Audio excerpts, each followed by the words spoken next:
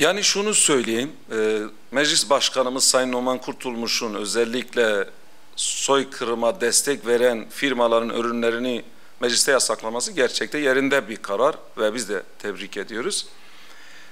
Hatta sadece o değil, tüm belki bu vesileyle herkese de çağrı yapar. Aslında bizim ülkemizde bu soykırıma destek veren hiçbir firmanın hiçbir ürünü satılmamalı ve bu ülkeye sokulmamalı.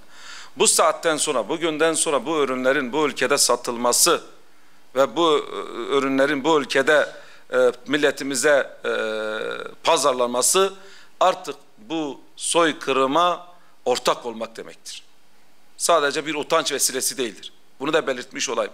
Aslında bu soykırıma ortak olmak demektir. Çünkü bunların dünyanın gözleri önünde açık bir soykırım işliyorlar. Meclisle ilgili yani böyle bir şey varsa inşallah ben de bu basın toplantıdan sonra hatırlatırım. Varsa eğer bir boykot ürünü dediğimiz gerçekten soykırıma destek veren firmaların ürünleri mecliste satılıyorsa ve halen burada vatandaşa sunuluyorsa bunların bir an önce kaldırılması ve meclisin dışına çıkarılması ve bunların yasaklanması ile ilgili inşallah ben de meselenin takipçisi olacağım. Ben teşekkür ediyorum. Sağ olun.